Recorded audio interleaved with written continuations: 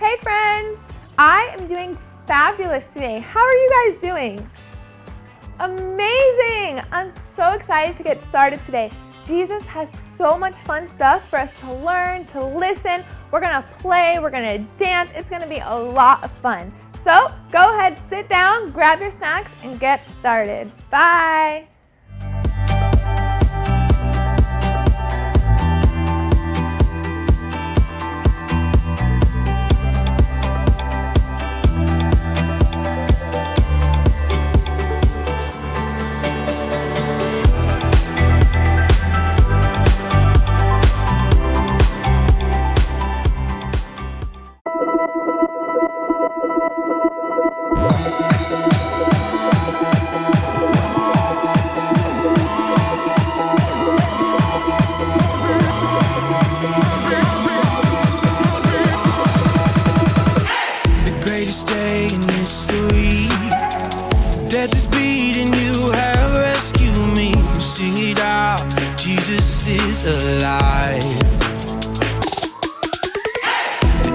Cross, the empty grave, life eternal, you have won the day. Shout it out, Jesus is alive,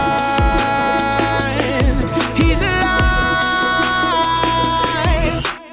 Oh, happy day,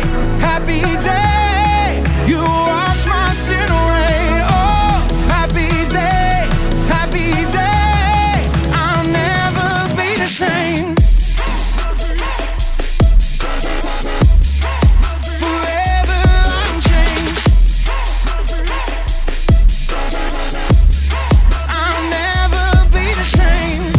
I stand in that place, realize meeting face to face. I am yours, Jesus, you are mine.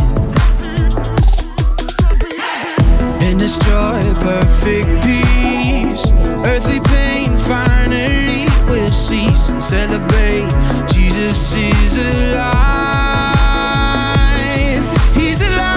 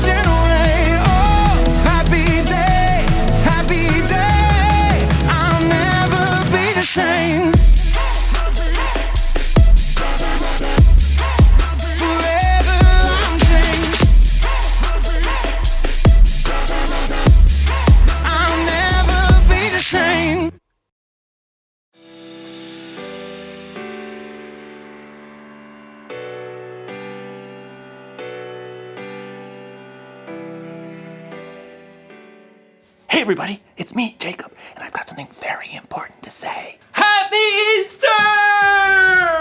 Get it!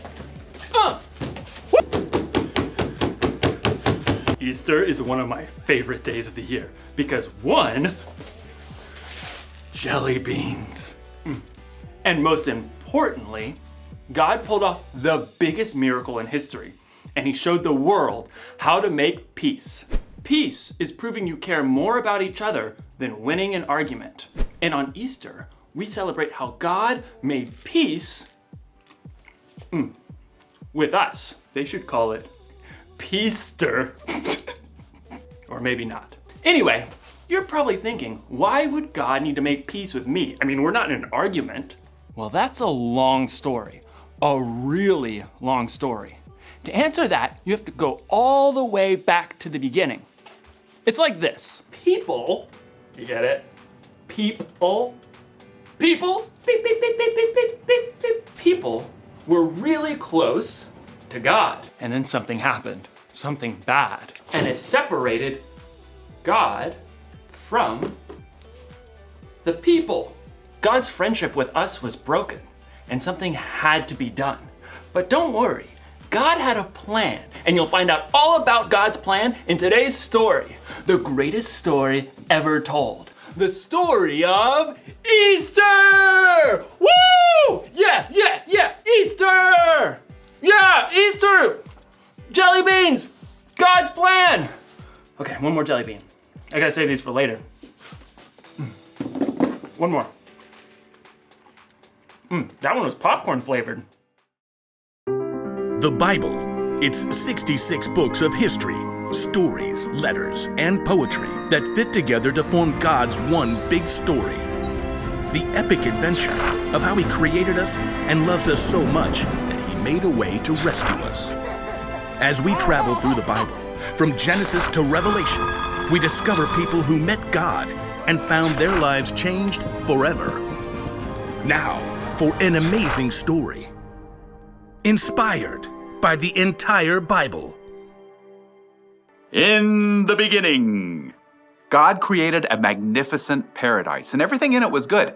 He created water and land and plants and trees and birds and fish and animals. And then, from the very dust of the earth, God created a man called Adam. He created a woman called Eve.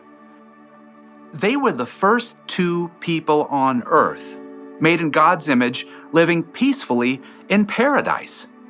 Adam and Eve were friends with God, but then they made a terrible choice. God had given Adam and Eve one rule.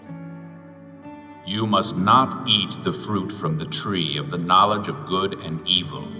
If you do, you will certainly die. But the temptation was too great for Adam and Eve. They broke God's rule, and what was once a paradise became a broken world. People started telling lies. It was the woman you put here with me. She made me eat it. Brother fought against brother. No! Selfishness spread through generations. When there had been peace in the garden, now there was pain and sin and death separating people from their Creator. But God had a plan to make peace once again with the people He loved so much.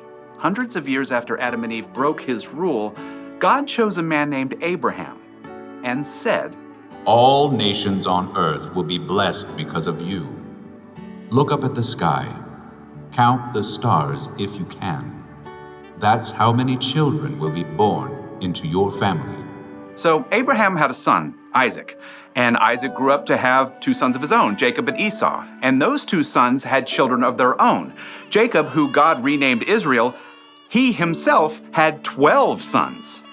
So God had given Abraham a huge family just like He promised. But God's people, the Israelites, were still lost and broken, separated from Him. They still did not have peace. They didn't have peace when God rescued them from slavery in Egypt, when God led them through the Red Sea to escape their enemies. Okay, great. But what are we supposed to eat out here in the desert? Sand?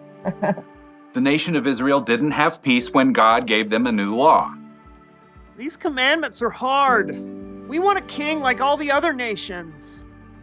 They didn't even get peace when God gave them a king. The king's laws are no fair. We want a new God, like all the other nations. Nope, nothing gave God's people lasting peace. They were still lost and broken and separated from God for thousands of years. But God had not forgotten the promise He made to Abraham. All nations on earth will be blessed because of you.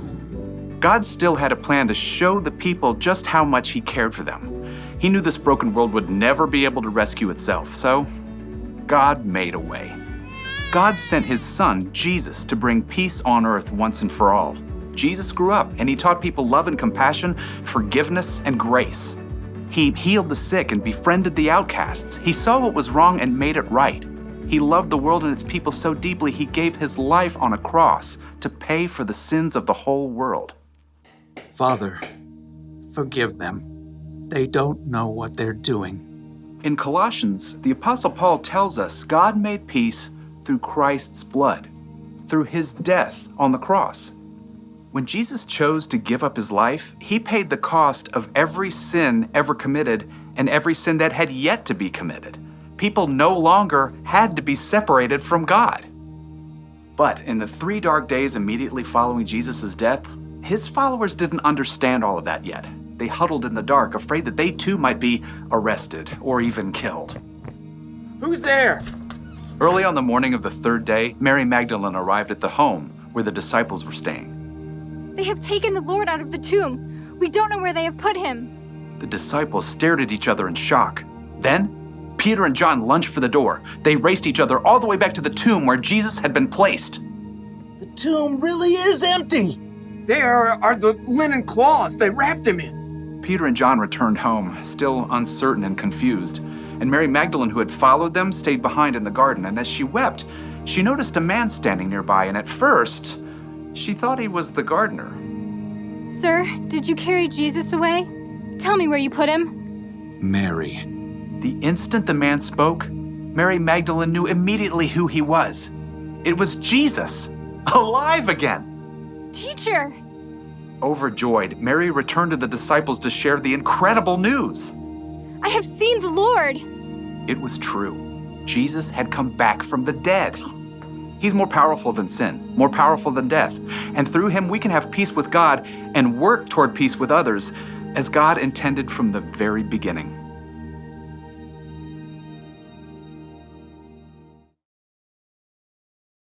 So it's like this.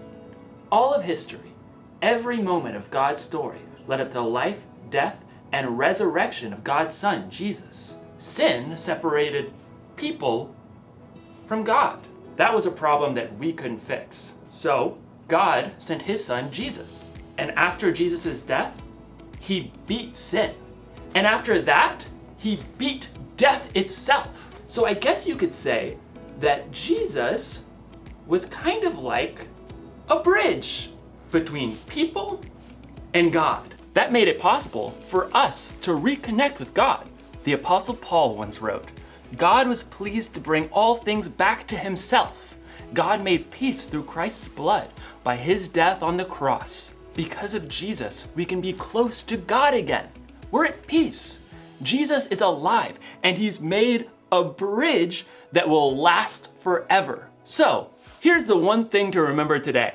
God made peace with us. Remember that this Easter. Remember that every day.